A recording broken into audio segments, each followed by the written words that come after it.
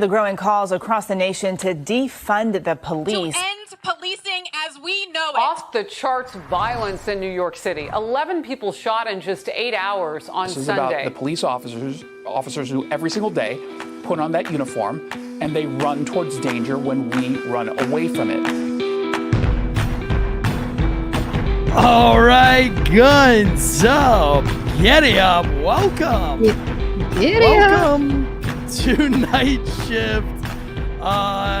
This show's going to keep you awake in your little first responder vehicle. As always, I'm joined by the beautiful, the elegant, slightly satanic Andrea Uplate. Welcome. Hey, guys. How are you this evening? Good. Good. How are you? I can't wait for this case tonight because the pictures that you sent me to upload as assets here look satanic as shit.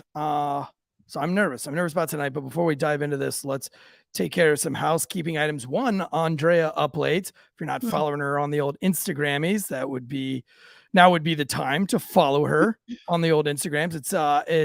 It's Andrea Uplate.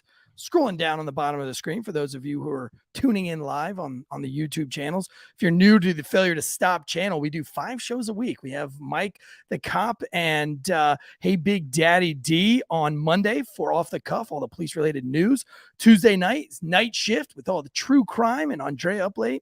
Thursdays is with Last Call, where we talk about all the things that you need to know so that you don't sound like an asshole cop over the weekend to your friends. So we're always talking about something interesting. I got the Sandbag Queen as a guest coming on this Thursday. I'm really excited. Oh, nice. She invented those the sandbag things the workout things with it's like a duffel bag full of sand. You smash them around. So I'm really excited to have her on. If you're one of our paid, definitely follow. She's a great follow. Very entertaining, highly energetic. Sandbag Queen. But I'll be live with her for our paid members tomorrow at noon. On Wednesday at noon. So if you're one of our pay to subscribe members on YouTube's, then we do 2 shows for you guys a week privately, which is our Monday show and our Wednesday show that goes out to the public on Thursdays. Whoa, look at that. And then Friday, of course, is our breakdowns. Andrea Uplate, she made us some shirts for Failure to Stop Night Shift. They're not coming out this week. They're going to be coming out next week. I wanted to give them a sneak peek. Is that all right, Andrea? Real quick, we got a super chat that I don't want to ignore before it slides on us there. Who super chatted us? Who super chatted us? Keosu? I have one contact info, guys. So should probably practice the name before we call him out. Hey, but first time catching a live. Thank you so much. And JSK, guns up. JSK. Thought he was dead. Thought he gets suicided. JSK.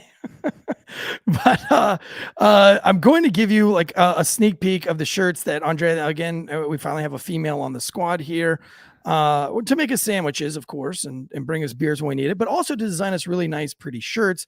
Can I give them the sneak peek of the shirts? Yeah, show them one. We have a couple more coming down the pipe, but this one we have.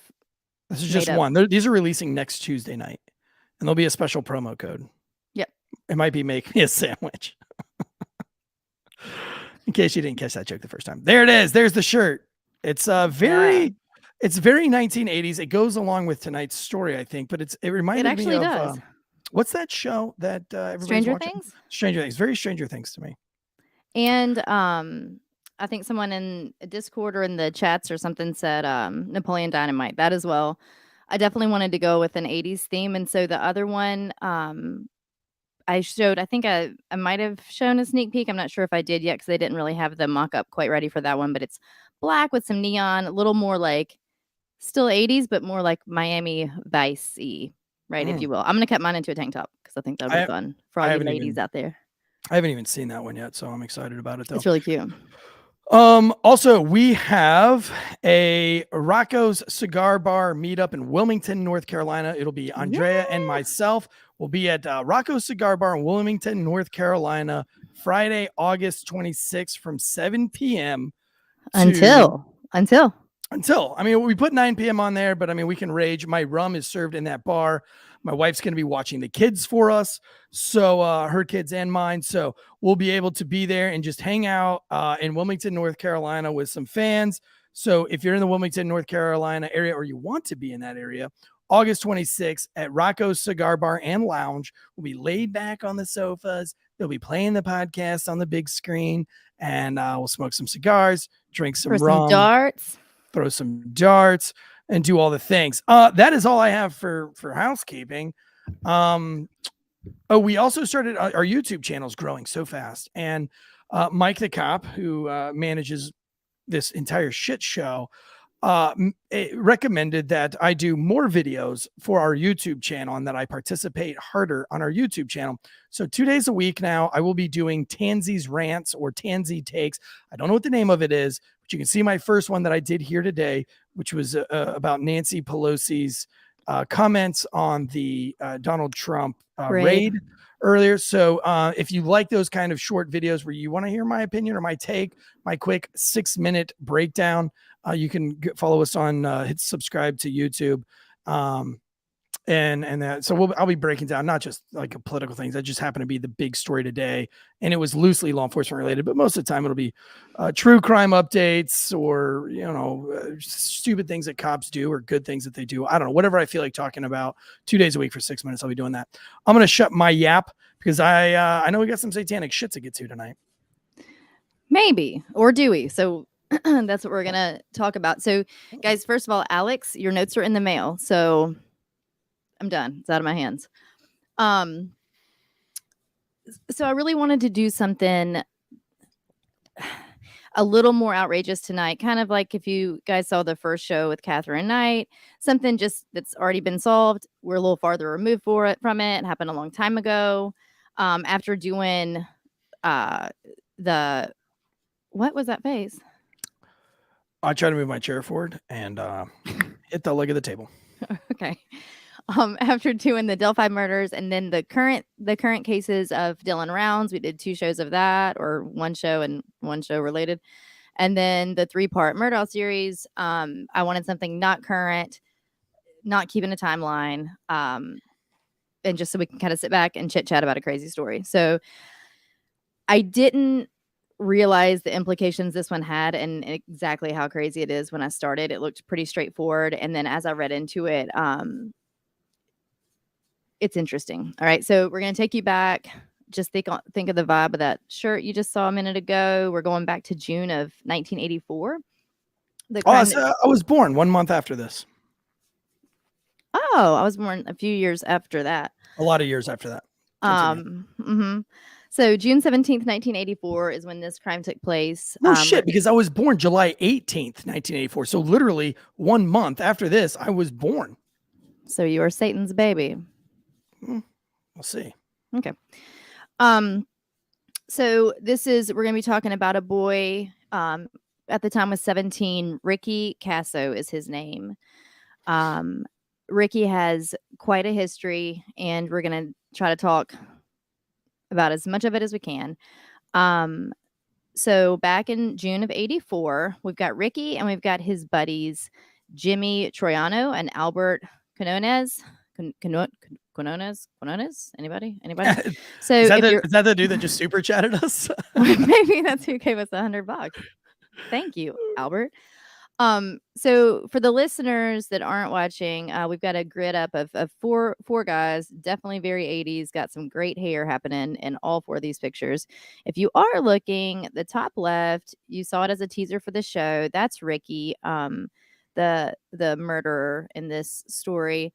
Top right, his name is Gary Lowers. Gary is actually the victim in this story.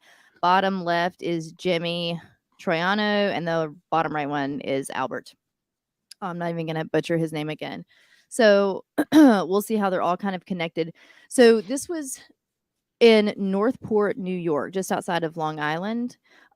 It was part of it was pretty affluent. It was really a nice place to live, really comfortable living for most people there, pretty working class to upper middle class. Not a lot of crime. In fact, they say that as far as any of them had known at that point, there had only been, I think, 5 murders. So everyone felt pretty safe. And again, we're taking it back to the 80s. So kids were, free to be outside, do their thing. And there really wasn't any reason not to. Everyone was comfortable here. And these kids were 17. So they're out listening to their music, doing their thing. Well, Ricky, growing up, had a teacher mother, and his father was also a teacher and football coach. As far as anyone knew, it was a great family. Ricky wasn't getting away with any kind of mischief, because if your mom's a teacher and your dad's the PE teacher, now in the 80s they still did capital punishment, so you still got your ass whooped in school. Corporal. And typically corporal. What did I say? Capital. Yeah, they're not electrocuting. They're not. Yeah. So, oh gosh, boy, this beer's really good. No, but so like the PE teacher is usually the one that's smacking that ass. So if mom is a teacher and dad is the gym teacher, football coach, yeah, you don't have a chance, because that's normally right. I mean, you were around that time frame. How many times did you get spanked in school? In school, Andrea. In school, how many times did you get spanked? Enough. I did not. Never ever. But they all had paddles. I remember them having them. I'm trying to remember if someone actually did get paddled when I was a kid, or if it was just used as I got spanked in kindergarten. Well, I'm thinking about my friends or whatever. I think it definitely was used as a deterrent, right? Just a visible, a tangible deterrent. Yeah. Wouldn't you say? Yeah, I mean, I got a paddle. I got like 2 swats, but it didn't hurt at all. Like I think I had like worked myself up. I remember standing in the hallway and doing like one of those cries where you can't breathe, where you're like, you know what I mean? Like I was crying so hard because I was like, I can't believe I'm about to get spanked. Yeah. And I went in there and it's like, I mean, I don't know. I think he barely just touched me with the paddle. Oh. I was so well. And that's why I am the way I am today. But no, I mean, I got paddles in kindergarten. I can't remember what I did. It was me and a girl named Cynthia Dimon. We did something. I can't remember. Maybe we hit each other. We got in a fight or something. I don't know. But we both got a SWAT.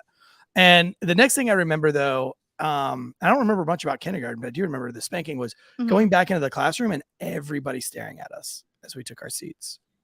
Well, I mean, I think humiliation was probably a bigger part of it than the pain, right? It's not. Oh, it didn't hurt. Wasn't. No. That's what I'm saying. It wasn't about the pain. It was the embarrassment and the coat suit. Can I call you Kay? So Kay just sent out another $50.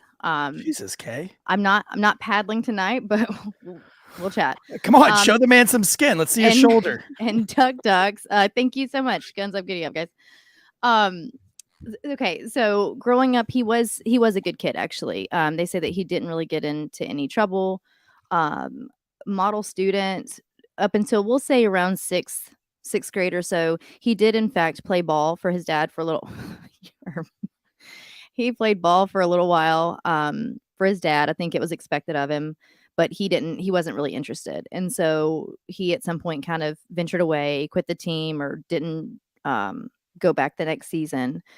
And then around 7th grade is the first time that he tripped on acid, that he took LSD. So 7th grade, he's starting to now bits by bits get into more trouble at home. Wait, 7th grade is when he trips on acid? 7th grade. No shit. I mean, I know acid was big in the 80s. Well, I mean, I think it was big before that too. You know, I mean, like, I guess this would have been probably in like 79 if he was in 7th grade, because if the crime happens in 84 and he's in 7th grade, probably backwards 6 or 7 years. But you ever tripped on acid? No, I haven't either. That was never that was never something I wanted to. I mean, I had plenty of friends who did. I just was never wanting to be I felt like I just knew it was not going to be a good time for me. And then that was going to set me up for not success. Sure. So things changed a lot for Ricky between like 6th and 7th grade. This is when he starts dabbling into some drugs, starts getting into more trouble at home, and kind of around the community. It was little stuff other than the drugs. It was like little transgressions here and there. But we find out that in 7th grade, his dad actually kicks him out of the home. In 7th grade, his dad kicks him out? 7th grade. He was 13 when he was first kicked out of the home. Dude, so like, how do you do that? Like, if you're a teacher, if you're molding minds, but you can't even mold the mind that you conceived, how do you throw them out? I don't know. I don't get parents. Like, I don't understand how like that happens. Like, Right. get a hold of your fucking children. So, and I want pretty much like the second half or maybe the last third of this show to be about his upbringing, because it was something that when I read the whole case and read everything that happened, and as horrible as, and I was horrified by it, then I start reading more, and my view is starting to change for Ricky. I mean, obviously you're going to find out he did something pretty bad, but anyway, so he's thrown out at 17. We know that he's sleeping in the woods. He's sleeping at friends' houses when he can. When they threw him out, it wasn't because there was like a plan for I don't know, Dave, did it? There wasn't a plan for him to stay with relatives or friends. Like, there wasn't a proper plan. He just literally was up to his own devices as to where he spent the night. So maybe sometimes garages of friends, maybe their parents didn't know about it. Definitely in the woods. He would find some like bathhouses at the local swimming pools, things like that. So he was like legit on his own, 7th grade, and both of his parents are teachers. All right, go ahead. There were times when he made it back home and would get kicked out again or would leave again, but it was tough pretty much from that point forward. And so when I've read a lot of the interviews about people who lived there at the time, you kind of hear a couple of things, and I think it probably depends on the family that you were coming up in, right? So the main consensus is that it was a safe town and it was a sweet town, and everyone just kind of grew up. You can look back on summers at the pool or the country club or on the water there, and it was really pretty and everyone seemed happy, like I said. But then some of the other guys that were part of Ricky's crew, now that they're adults and they were interviewed, they would say things like, yes, but there's only so much to do. They felt that there was a boredom that ensued that caused them to get distracted and get into things they probably shouldn't have. So, is that because of the kids they were, because they had nothing else going on, because they just were bored? I mean, I will say, like, I don't want my kids to be, well, I like them to be bored and that, like, figure out what you're going to do. Don't be bored because you're not watching TV. But you also can't don't be bored because you're completely neglected from your parents. That's what I was going to say, because you have no upbringing whatsoever, right? So when kids don't have attention at home, they're going to find attention. They're going to find any kind of attention. And like 90% of the time, it's going to be not good attention. You know what I mean? It's like, because the easiest attention to get is negative. Oh, absolutely. I mean, and it doesn't, you're right. I mean, they're not going to, whatever they can get, for sure. And so these kids definitely were Ricky's crew that he starts, the ones that we showed the picture of and we just spoke on. We've got Troiano and Quinones. I'm so butchering that. And then there's another guy, Gary Lowers, is the one that I told you is going to be the victim in this story. The four of them all kind of hung out, especially Troiano and Quinones. And Ricky called themselves the Circle of Black something. I don't know where I wrote it on. Circle of Stop. No. It was like no, I can't remember what it was. It was like the Black Circle of something. I don't know. I wrote it down somewhere. Death, maybe? Knights of the Black Circle. Knights of the Black Circle. Knights of the Black Circle. How metal is that? Right. Do they have a band, and did they name their band that? Well, so dig it. They did not have a band. However, this becomes part of the story because during this time, mid 80s, is when we had the whole satanic panic movement going on. And that's when parents were blaming metal music for the occult and for kids getting into satanic. So think Judas Priest, Black Sabbath. It's actually kind of funny now since we're in the times that we're at, and AC/DC is like classic rock, but it's, they list AC/DC as heavy metal, Right. but they were all Tenacious D. Tenacious D. Got some Jack Black is throwing some occult. So there was a lot of that going on. Parents didn't like that music, and they really thought it had to do with the way children were behaving, or these teenagers were behaving. And these boys definitely were into that kind of music and whatever. So that's part of not something that I agree with, but something that we'll talk about, because at the time, the way the headlines were and the way they worded the story and the narrative behind it was chaos, and everyone was in a panic, and it was all about Satan's work, and it was all because of their music. So it's interesting. So anyway, Jimmy and Albert, Troiano Quinones and Ricky are all hanging out. They are all at this point doing a lot of drugs. So LSD is getting pretty heavy on the scene. They actually got into PCP for quite a while. So angel dust. They even talked about ingesting mescaline, which is a funny one for the 80s. I feel like that had already kind of run its course a little bit. So if you're not familiar, mescaline is the synthetic form of, or the ground down portion from peyote. So peyote comes from, that's the natural substance from from certain species of cacti. And if you take these, you can kind of remove parts of the cactus and separate some of it and grind it down, and that's how you get the mescaline. And so people would take that as a hallucinogenic as well. It was generally, that was more associated with a euphoric feeling, and it was a bit more low dose, if you will, than acid, than synthetic LSD. So they talked about taking these microdot, like purple pills, and they always referred to them as that. That was what they thought was mescaline. We've since learned that probably that whole time that was acid. So they thought they were taking low dose mescaline, and then they knew they were dropping acid. They were dropping acid all day, all night. That's what they were doing. So just keep that in mind. That's where we're headed. And this started, like I said, in 7th grade, and now we're gonna pull up to like around 17 years old, and that's really where the story kicks off. So we've got the satanic panic going on. We got the music going on. And next thing you know, the history between Ricky and the victim, Gary, is that they had known each other since like 2nd grade. A lot of these boys had come up together. They weren't the best of pals, but they kind of, just picture the scene. They kind of hung around and did drugs together and whatever. Sure. So we know that Ricky had gotten in multiple altercations with Gary over the years. And that led up to, at one point, not long before this June of 1984 incident, Gary stole, while Ricky was passed out, stole 10 bags of PCP out of Ricky's jacket pocket. So at some point, Ricky wakes up, he realizes what's happened. He confronts Gary. Gary admits to it and immediately gives him 5 bags back.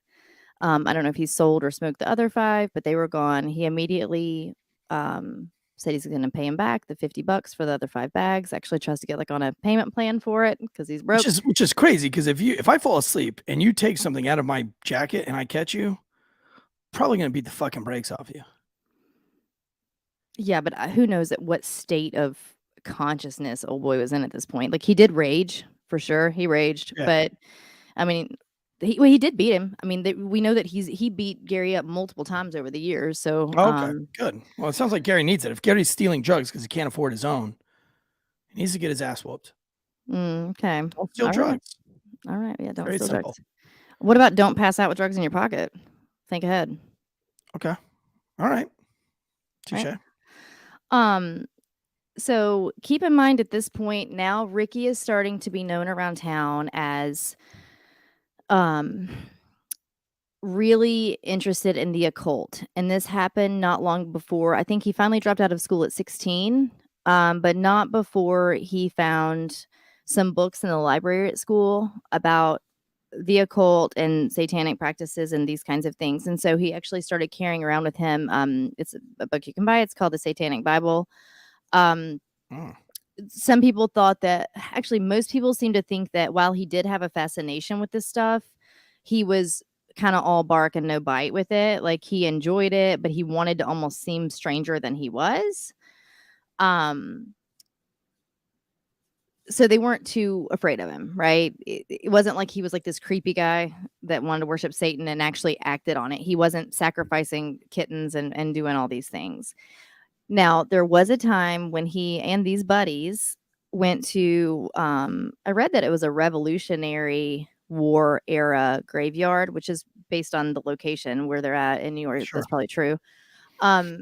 And they helped him to dig up a skull. He wanted a skull from the graveyard. It sounds like Doesn't sound like he's faking it. It sounds like he's real deal shit. I mean, if you're digging up fucking skulls. Right. But so the Amityville horror stuff, right? So that was in New York. Remember the movie, guys? Yeah. The horror movie? That was right around the corner, not far from where they lived. And so every year, some people who did believe in the occult would go, like every year on the anniversary of the murders that happened there, would go and have some sorts of occult like ceremonies there. Okay. So the talk around town was that he wanted the skull so that he could go and participate in these ceremonies. And I don't know that he ever did or not, but he got caught with it and arrested. So he got out pretty quickly after that. But at this point, he gets arrested, comes back home. He then, not long after, winds up getting pneumonia and was pretty sick. I think was hospitalized for it. At this point, could that have been from touching the skull?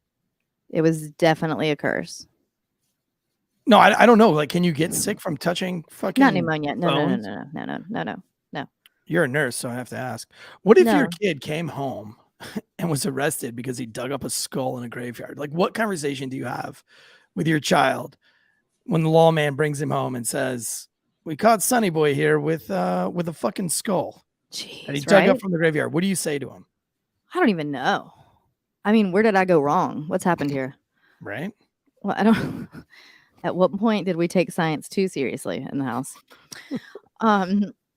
So he winds up developing pneumonia. His parents took that as kind of, at this point, he'd kind of been in and out of the home, like I said, right? So they had tried to, they did institutionalize him once for 11 weeks. Get this, and the Amityville Asylum is actually what it was called because that's close to where they lived. He was there for 11 weeks. He escaped no less than 5 times while he was there and attempted suicide twice. However, the doctors there quasi-diagnosed him with manic depression, but said that he was not a harm to others and let him go. Well, it sounds like that the mental institutions have not changed a bit. Right. So let him go, and because they said he was not a harm to others, his parents could not then involuntarily commit him. Based on the rules then at that sounds place. on brand for mental health in the United States. Absolutely. So that was the first the first time he was institutionalized, right? So then after this pneumonia incident, they tried to institutionalize him again. His words were he knew he could bullshit his way out of it because he knew if he told them that he would go to school and basically stop the shenanigans, that they would let him go. And that's exactly what happened. And they let him go. And so the doctors there at that point said that he was antisocial. So little note on that. To be antisocial can be one. You can know someone that's kind of antisocial, or what we would now consider maybe an introvert, right? Uh-huh. So were they talking about that, or were they talking about antisocial personality disorder? That's a whole separate thing. That's a psychopathy. That's a pathology that's completely different than someone who doesn't want to get out in crowds and gets exhausted by entertaining people. Okay, so think Jeffrey Dahmer, John Wayne Gacy, Ted Bundy. These are some more famous or infamous examples of someone with antisocial personality disorder. It's what we used to call a sociopath. So when you hear the word sociopath, the diagnosis now is antisocial personality disorder. And it's someone who will have no feelings of empathy. There's a lot of manipulation. Will make you feel like you're a little crazy. And often will do harm to others. It's not clearly the examples I just gave you. Now, there are treatments and there are things and there are different levels. There's different scopes of this. It doesn't always mean that you're going to turn into a serial killer, right? But they said that he was antisocial, but I feel like that's an interesting distinction to make, because I I feel like we're looking at more of the personality disorder side of that than just being antisocial, right? I think right now he's suffering from parental illness. Yeah. Parents who fucking suck. I think there's a lot. I wouldn't be surprised, and we'll talk about it, but I wouldn't be surprised if it's all of the things. It's often not just one or two things. I think that he likely could have some mental illness brewing that we don't know about. It gets exacerbated when you have shitty fucking parents. And it gets exacerbated with years and years of hallucinogenic hard drugs. Yeah. That literally rewire your brain chemistry. Sure. And you don't have parents that are completely behind you. So it's a lot of things. I think there's a lot of pieces to this puzzle.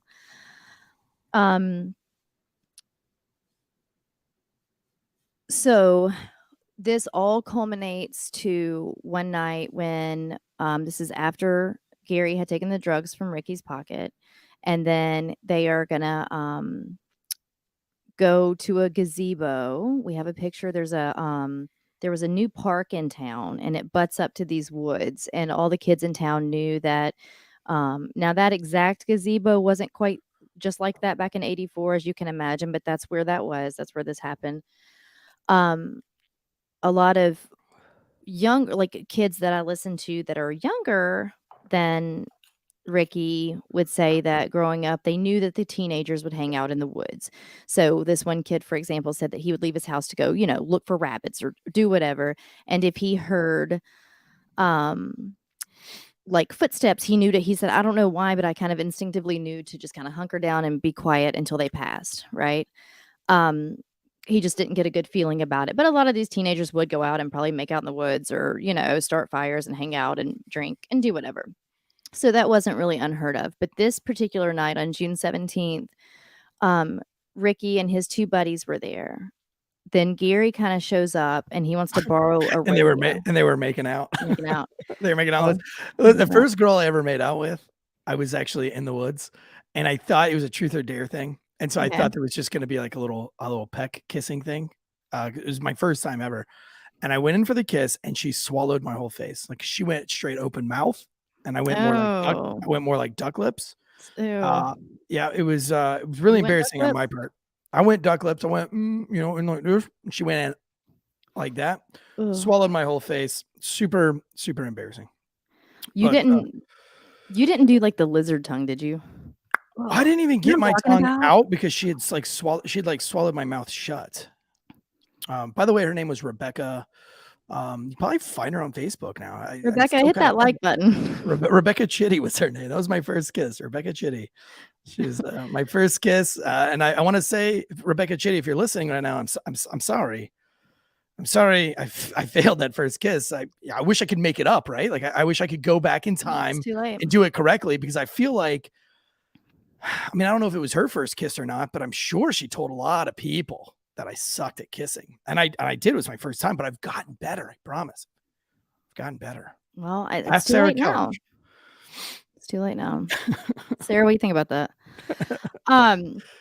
So Gary comes up to the gazebo to borrow a radio. There's a couple different accounts on exactly, but we just know that the other three boys were there first. And then Gary shows up. They decide to invite him to the woods. They say, hey, we're going to go out and make this fire, do some drugs. You want to come hang? And he was actually reluctant. Fucking Gary. Well, it's always Gary. In these stories, it's always. I think it's always Ricky, and it is in this story. So Gary was reluctant to hang with them. I do want to point out that, like I said before, people said that Ricky, he's like kind of off his rocker and he's always on drugs and he's carrying around this satanic Bible, but nobody was really scared of him. Like I said, they did seem to think that he just appeared stranger than he really was. I don't know. They were not concerned about him. This other guy though in the group, this was the day he got arrested. If you are looking right now, there's a picture of when Ricky was arrested. He's clearly very much not sober. But out of his friends, so Jimmy Troiano, he's bottom left if you're looking at the screen. He was the one that all the accounts of people who grew up and went to school with them, they were terrified of him. They said at any moment they felt like he was gonna just combust, like that he had rage at the edge of him all the time. So they thought that he was a little crazy, but in a really bad way, and someone thought he was going to do something really bad one day. So keep that in mind. So they go to the gazebo. They finally decide to get Gary out. He decides to go. They go kind of into the woods. They build a fire. They're standing around the fire. Sounds like the wood, it was too wet out, so they were having a tough time getting anything to catch. So Gary took off his socks and the sleeves of his denim jacket to make kindling. He was resourceful, I'll give him that. And next thing you know, I think there was still an issue brewing with the stolen drugs. So Ricky and Gary start to get into an altercation. Yeah, so that's Gary on the left if you're looking. That's the victim. Gary, by the way, did come from they came from a family that immigrated from Bulgaria, I believe. His family really wanted the best for him. He, in fact, almost stood out from the crowd because he was always dressed really nicely. The girls, he looks like a beach boy. I know. I think he's really cute. He looks, oh Jesus. Not He looks that. like a beach boy. Now, who's the guy on the bottom left again? So that's Jimmy Troiano. Jimmy looks like John Stamos, like a young. Yeah, John but with like Manson mixed in, because he was the one that they were terrified of him. But yeah, he could be like a 6 degrees of John Stamos. But Gary's family had immigrated from Bulgaria. They really wanted the American dream for their family. And so mom and dad were hard workers. They were raising a couple of kids. Gary was always dressed really nice. But like I said, almost, kind of nicer than he kind of wanted to dress as an early teenager. It kind of set him apart a little bit. So he kind of got not really bullied, but he couldn't really fit in anywhere. He wasn't really in the crowd of Ricky and them. Like, he wasn't kind of a part of all that scene, but he also didn't really fit in with the preppy kids that, were on the other side. So he kind of fell in the middle and bounced around buddies. So they're all 4 out at this campfire. They finally get a fire going. Ricky's still pissed about the drugs that were stolen. They get into an altercation verbally at first. It turns into a fight.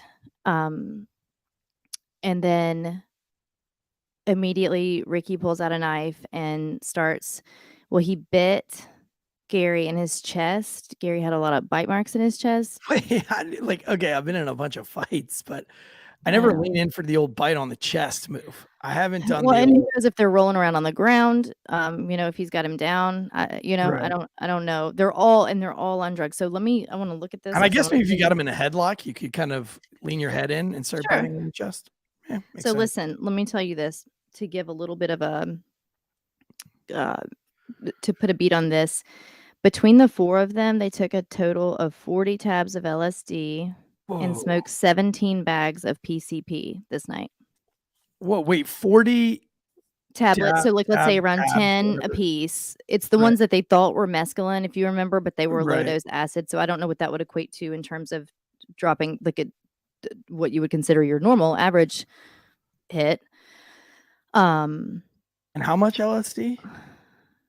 Well, that was the LSD. So 40 tablets of that between the 4 of them, and then 17 bags of PCP smoke. Oh, PCP. Jesus, that's a lot. Yeah. So when we talk about the fight and we start to talk about how did this happen, or why did he bite him? Like, Jesus, who even knows? You know what? Like, what happened to just going home, right? Grab your drugs, your drogas, go to your home, walk into your bedroom with air conditioning, right? Closing the door, jumping up on the old ghost bed that you use promo code Wolfpack to save yourself 35%, and just do your drugs like a normal human being instead of going out causing a ruckus and a fight around the campfire. Go and hit up a ghost bed. Listen, if you're not sleeping on a ghost bed, then you're not even sleeping. You don't even know what you won't even need the PCP, the LSD, or the dabs or whatever, the acid. You won't need any of that if you're sleeping on a ghost bed. We sold 2 ghost beds this week, and I'm really excited about it. And right now, they've got a flash sale that's still going where you can get 40% off a luxury adjustable base, 25% off of bedding, 30% off of all award-winning mattresses. If you use our promo code, the Wolfpack, that gets you 35% off the award-winning mattresses, 35% off the bedding and pillows. You can get the 40 if you're using the limited time flash sale, though. You can use the 40 to 50% off of the adjustable base bundles, 50% off memory foam toppers, 50% off of the 3D matrix mattress.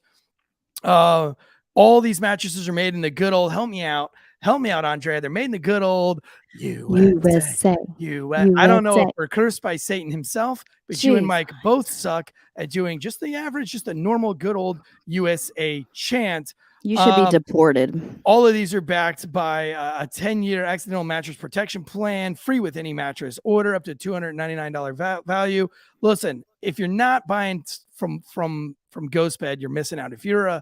If you get scared, if you get anxiety from these shows and you can't sleep at night, sure as hell help if you slept on a ghost bed.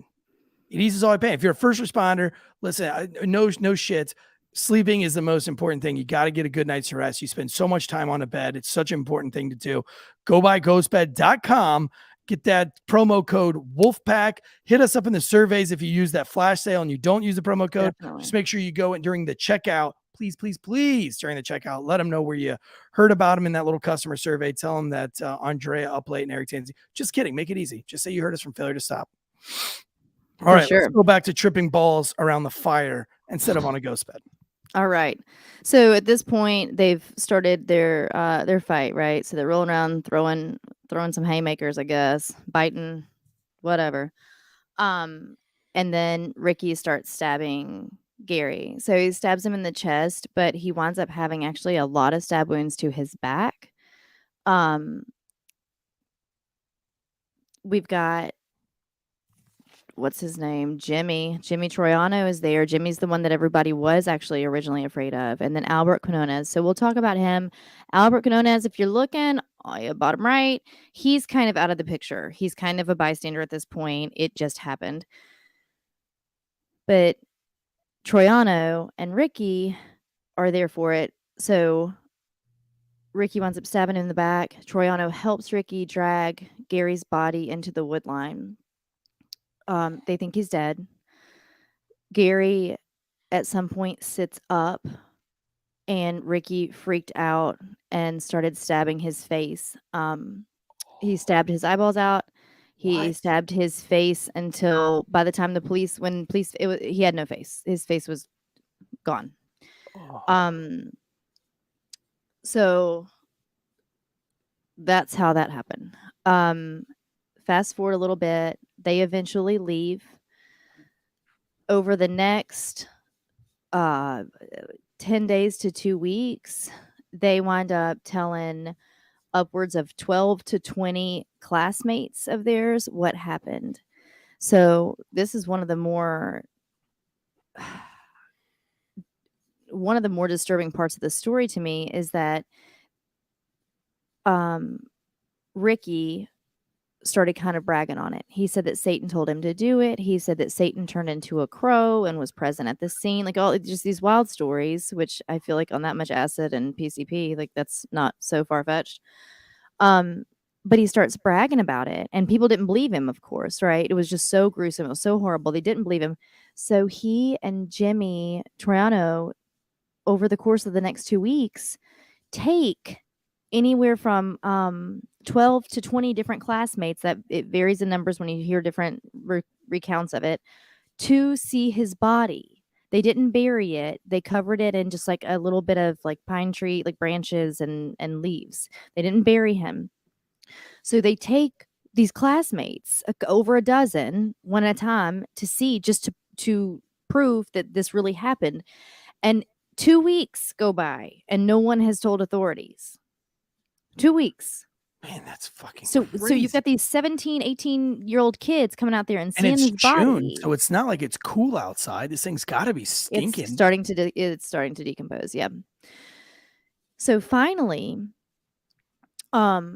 we do now have reports that people 2 weeks in that people are starting to say, dead leg, they were 17. They were all 17 years old.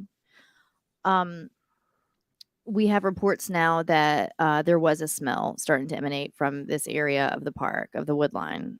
But at some point within the next, or 2 weeks later, someone calls and makes an anonymous phone call to police. At this point, Jimmy, Troiano, and Ricky had decided they were going to go to California. They were going to sell drugs there and make a living. But they got as far as Chicago, decided that they didn't really want to do that. So they are coming back. They don't know that when they come back, the police have been tipped off.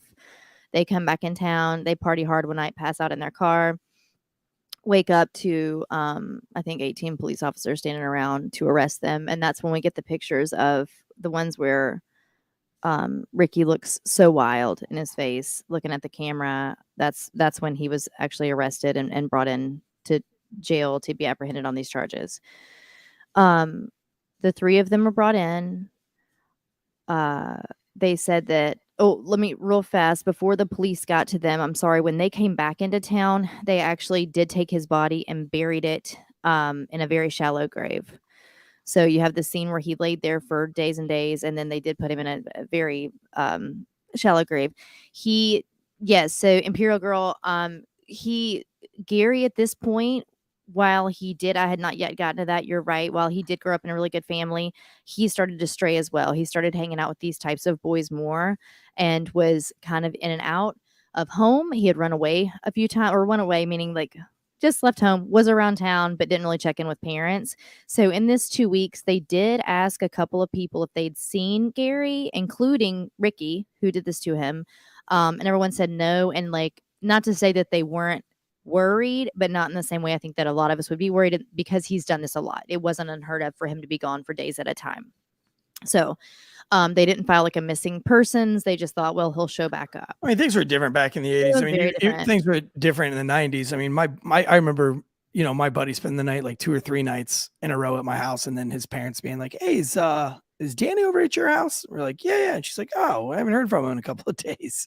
And I think we were probably only 14 or 15 at the time. It's just, your mom knew that you were spending the night out or hanging out for the weekend at somebody's house. Well, and it was that, but it was worse than that too, right? Because now it's 10 days, but I mean, it's 17 years old. But he wasn't just leaving to spend the night. He was into drugs. Like, he was not, Sure. It wasn't really all that innocent. He was, sure. Yeah. So the police arrest those three. Pretty immediately, Quinones gets immunity. He says that that Troiano was helping hold Gary down while Ricky was stabbing him. And so Quinones never saw jail time because, like I said, he was able to obtain immunity for that testimony. 2 days after being arrested, Ricky hung himself with a bedsheet in his cell. No shit. And then when Troiano finally saw court time,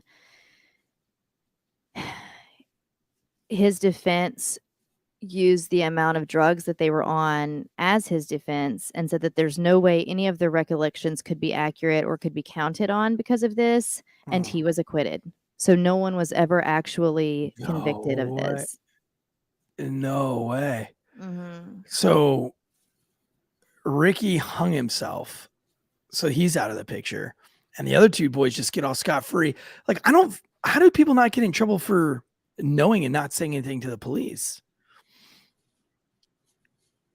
You know what I mean?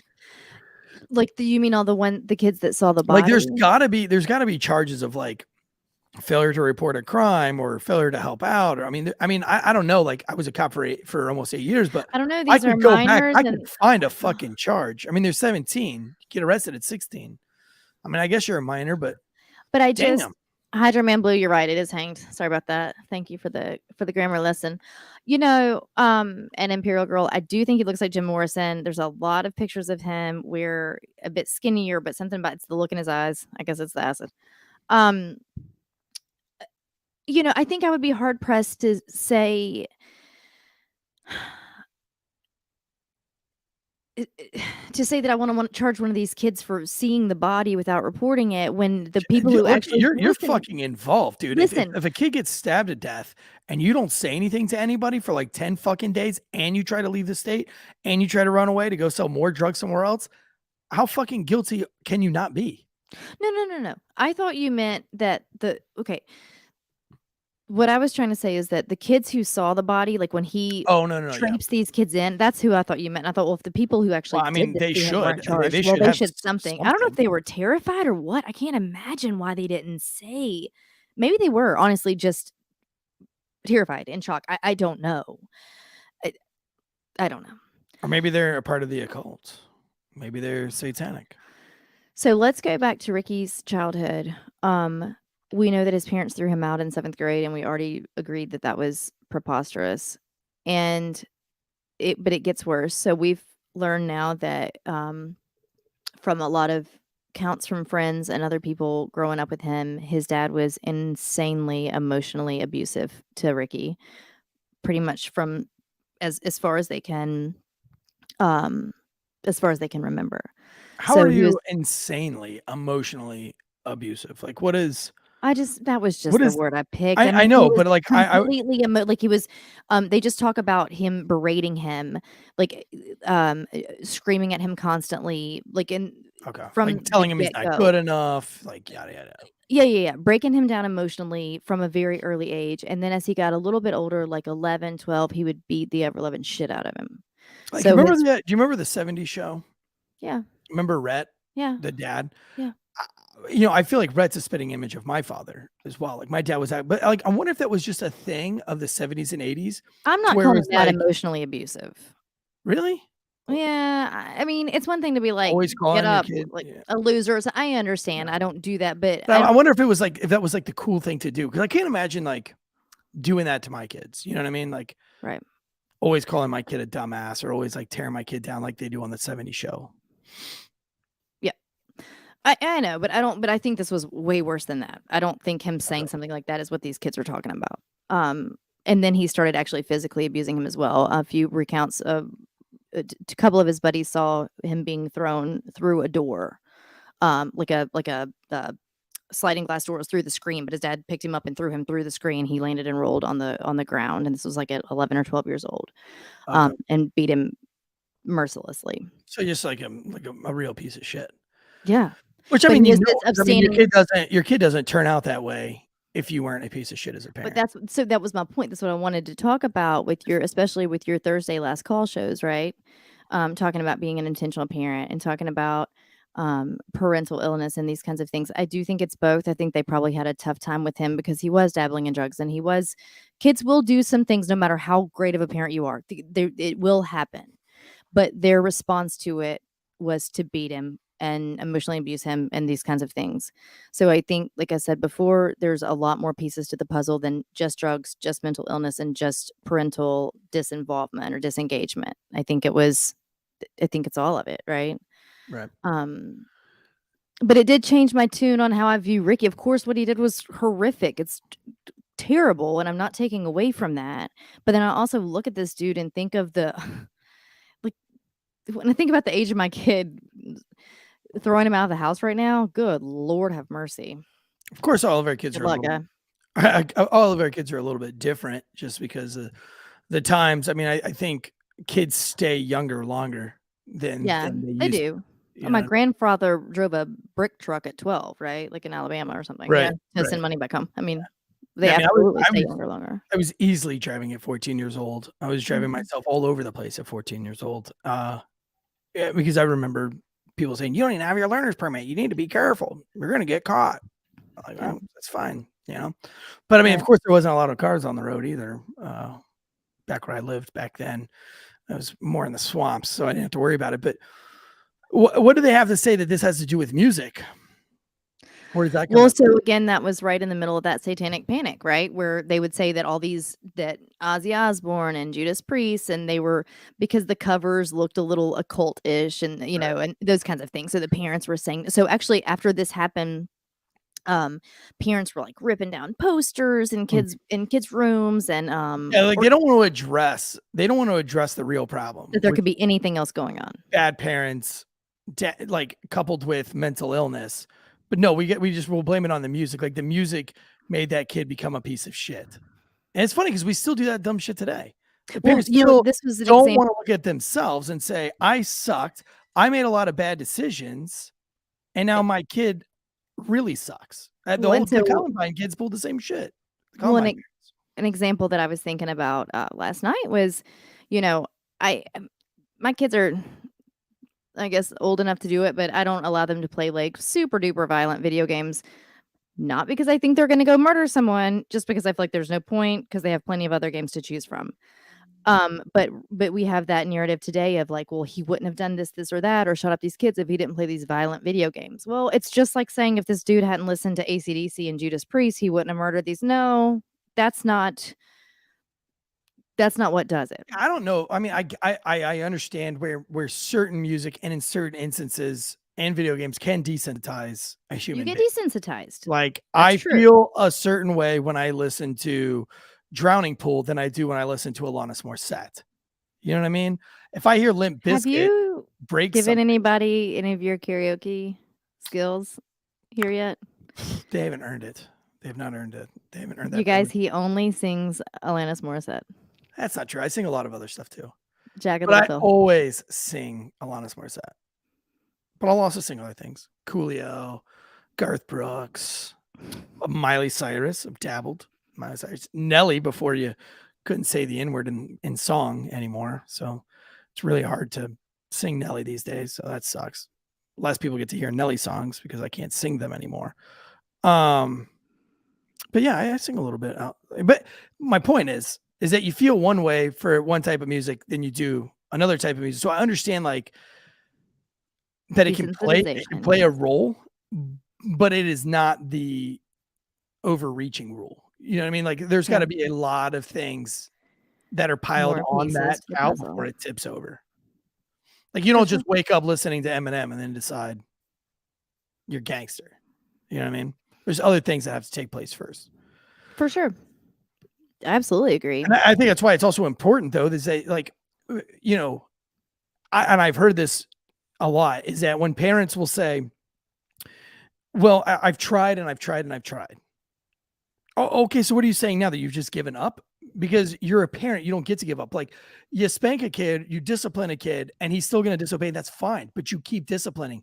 You keep trying. You keep working away. You keep trying to find a way to bring them back to light, and you never stop. It's when you throw up your hands and say, fuck this kid. You know, you get out of my house. You know, you're done. I'm done. You know. And I understand that with actual, thank you, Sarah. She wants you to sing for $1.99. Because I love that we made the game and the neighbor I made. I don't know. That's too much. That's what you got, Sarah. You asked for it, so I can't feel sorry for you now. I'm trying to think of what's the words of that song. I'm not singing. Okay. And every time you scratch your nails on someone else's back, I hope you feel it. All right, and so all right, that's enough. You, Sarah, the breath you left when I went away. I'm blocking you, Sarah. I'm not fair. Okay, it's your fault, Sarah. Did our views just drop dramatic? What happened just now in the chat? Our views dropping? If we lose our one sponsor, Sarah, because of you, kicked off of YouTube because I sounded too much like Alanis Morissette. Anyway, and here's the deal too, and we don't have to get in the weeds on this, but and it's more than just spanking a kid. We do know that people do have there can certainly be some mental illness, and it's not as easy as just saying, I've tried. Like it does cause a difficult time in families. You've got other siblings affected, and I know that it can put parents in a very, very tough position if you are dealing with a child who has actual mental illness, and that can be the case as well. Keep in mind that schizophrenia, different things like that aren't even diagnosed until around this time, around the late teens. So who knows what we had brewing before, but what we do know is that we have a dad who was emotionally abusive and physically abusive and kicked the child out at 13 years old. So Right. we know that for a fact. The other stuff we can only speculate on. Don't you wish we could get people like that, their parents, on the show? The Columbine, one of the Columbine shooters, Yeah. she's been doing like TED Talks and shit. I would love to get her on. I just don't know if I could listen to it. I have listened to her TED Talks and I do empathize. However, I feel your fucking kid murdered a whole bunch of people. How about you just shut the fuck up and go away forever? Like, you don't get to put on your makeup, doll yourself. Yeah, I don't think out, I'm using that as a way to get airtime. period. Like, it would be like the biggest fear in my brain that I was using something that horrific to make money off of, or to imply that I was, or like give people the perception that I was making. And then she's Right. like, I just want to do it so other people don't. I mean, just shut the fuck up. Like, you like, nobody wants to hear your advice on how to be the world's fucking worst parents. Like, just go away, disappear. You literally raised a kid that massacred kids in a high school. Well, and it's Nobody wants to hear your shit. no matter her intent or if she was the most wonderful parent or not, it's hard to not feel like that's a little, bit of exploitation there, even if, like, that's a tough one. I don't think it's tough. I think I literally, I mean, like I said, would I have her on the show? Sure. And would I try to put up with whatever she had to say? Probably. I mean, I put up with whatever Terry Lee or whatever the fuck his name was. But in my brain, I would be saying, like, just disappear. Like, if my kid did that, yeah, I'm telling you what, I would just come out and be like, look, I failed. I failed. I'm sorry. I don't know how sorry I can be. I don't know what do I got to do to raise money for these people. But the last thing I'm doing is getting up and speaking at any church or any TED Talk or anything else as a subject matter expert on anything, because you're literally one of the world's largest fuck ups. It would be like Hitler's parents trying to come out and give a TED Talk. I just think that I agree, but I also think that I would just, I mean, I know it's been many It's like years. Joe Biden trying to give us parental advice, knowing that he raised Hunter the way he did. But I don't know. I would just be so devastated that ever happened. Like, it wouldn't even be about, maybe my own therapy and whatever, but I'm not trying to therapize other people. I'm not trying to give any kind of advice. Like, I would be so devastated. I'm not sure I could, I don't know. I don't know. I don't even know how long it could be before I could get out of bed in the morning, Yeah, like that would be my thing, is like, I would be so embarrassed, so ashamed of myself, trying to figure out where I went wrong, trying to analyze every move that I've made over the years. And like I said, sometimes shit does happen, but like, right. I know the last thing I would do is get up and give TED Talks or go around and public speak. You like, starting off with the words, my son killed a whole bunch of fucking kids in a high school. Like, I watched her little TED Talk thing and I was blown away. My wife was like, shut up, let's just hear her out. And I was like, I couldn't stop. It was hard for me to empathize, and I'm usually really good at that. But in this case, I was like, dude, if she was sorry, if she was really emotionally distraught, if she really regretted all the mistakes that she had made as a parent, then she would just shut up and disappear and go away. Yeah. Yeah. So I'm not sure why she thinks people want to hear from her, I mean, it's like Alec Baldwin. Like, I mean, he can't shut the fuck up about waxing that girl on set, It's like Nancy Pelosi. Like, she could not say anything this morning. And these celebrities, I mean, I don't know, not just people in general, feel this weird obsession with this. It's like when somebody dies in your family. Mm-hmm. And it's not, like I said, the intent isn't bad, but a lot of people just feel this like crazy urge to get out and write some kind of piece about how they're feeling on Facebook. How about you just stop yearning for attention? Take what you're feeling, write it in your diary, and then stuff it way up underneath your bed like a real man. Instead of getting on Facebook and putting your feelings out there for the whole world, because the only reason you're doing that is because you want the world to see what you to look at you. To look at you. It's all about you. And I know that sometimes we struggle with things like that. But at the end of the day, you need to know that before you hit that send button, that you're really putting that out there because you want people to see how you feel about something. Yeah. And at the end of the day, give it some time. Lots and lots That's time. Make that post 2 years later, not the next day. That's just my opinion. I hate when I see it. I hate when people like feel the need that they need to put out there all their bullshit. Look at me. Ooh. Right. So, I mean, at the end of this case, that's kind of what happened. We learned a little bit more about Ricky and his upbringing, but we do know that that's around the time I touched on it on the teaser for the show. Nancy Reagan, I'd read something that's what initially started and kicked off the DARE movement. That's incorrect, actually. DARE movement kicked off just very previously before this case. But this definitely hit it hard and strong, and people were all about the satanic panic, the music, and the drugs after this one. But if you look back and listen to these interviews and things, I mean, you can have there's Peter Jennings, there's everyone you might remember, and doing interviews right at the time that this happened. And everyone was saying, I mean, it was called an occult killing, that he was sacrificed and all these things. And I don't think that that's what this was at all. I don't think this was a sacrifice. I think this is just a case of bad parents, drugs, a little mental illness, all thrown together in a nice little cauldron, stirred up, poured out, and this is what you get: poison. And Right. I think the other two kids are guilty. I think they should have both been in jail. I'm not sure where we missed the mark on that. It's wild that no one was convicted, right? Like, wild. I think Ricky probably would have been. Because he did actually, at first he denied it, but then he did within just a couple of hours admit to the killing. But then again, he killed himself 48 hours later. Like I said, what? Jake Farm says, as a doula, I support abortion up to including the 69th trimester. The 69th trimester. Great episode. Very, very wowing. It's crazy. But speaking of stabbing people in the face, James, who is a fan of ours, stopped by my distillery, bought a couple bottles of rum, said I needed a proper Marine Corps K-bar, and he gave me a U.S. Marine Corps Daddy t-shirt, which I think is really funny. I was not a Marine, but I now have a U.S. Marine Corps Daddy t-shirt that I can wear whenever I want to troll all the other real Marines out there, all you other crown eaters. But I know if I'm going to stab somebody in the face, I'm using this bad boy because it's pretty cool. I hope to see you guys out in August 19th? 26th. August 26th.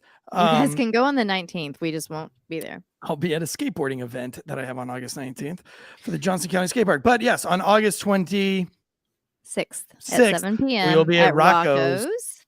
Come and see us, have a couple of drinks. We'll probably have some little hors d'oeuvres out there for you guys. Come and hang out with us. Meet Andrea up late. And Eric, I'm going to tell you right now, just so you're not shocked, the camera takes away about 15 pounds. So when she gets there, don't be like, whoa, Buzz, your girlfriend, wolf. I'm catfishing y'all right now. She's got 16 filters on. So my camera adds 10 pounds to me, so you can subtract 10 pounds. It's really just my really shitty laptop camera. The filter is the fact that it's not very clear. All right, guys. I went on an awesome night. Thank you.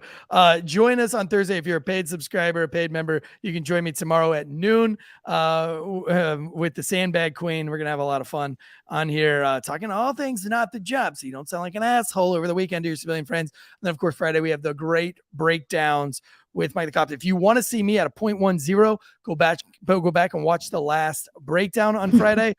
We have a DRE. Bring me to a 0.10 to see how drunk Paul Pelosi was during his DUI. But anyway, DJ Davis says, shut your pie hole. He spelled it wrong. Shut your pie hole, Transy. Andrea is gorgeous. Well, wait until you see her in real life, because like I said, catfish. Smash that like button on your way out, guys. And we have some giveaways coming up in September. Some Manscaped giveaways, because Manscaped is one of our sponsors for the month of September. So we will have some Manscaped. We're going to give out a lawnmower 4.0, the waterproof. There were some really cool products in that box. Yeah, some Manscaped juice for your nuts, some t-shirts, some underwear. Do you Manscape? Do they have a Womanscape? Code Wolfpack for 35% off your ghost bed that you guys want to buy tonight. I like the 4.0 because it has the little light, so it can see where you're going with that bad boy. So I have one. I've been using one. I've got 2 more sitting right here in the office. We're gonna give those out to you guys. So I guess we have maybe like 2 weeks. We need to think of some kind of a challenge or something for these live chats to give out some lawnmower 4.0s. Get Honey Badger shaved up a little bit. Get him dressed up. Get old Imperial Girl. Oh, look at her. She said the lawnmower works for the ladies. Get it, Imperial Girl. She knows. Do you remember the TikTok video where the guy's like, my lady asked me to help, and he like takes the clippers and he's laying underneath it. He's like, brrr, and then like a whole bunch of ham slaps him in the face. Yes. I just thought about that. Lumber Chef says, has your twig been engulfed in the weeds? Whack it now with the lawnmower 4.0. I agree, dude. I hit the lawnmower 4.0 up yesterday. It did wonders on my junk. But yeah, that whole ad campaign starts next month. So everybody get ready for that. Get ready to maybe win a prize and shave your junks. So all right. Until next time, guys. This has been Andrea Upload and Andrea and Tansey Official with Night Shift. Good night, y'all.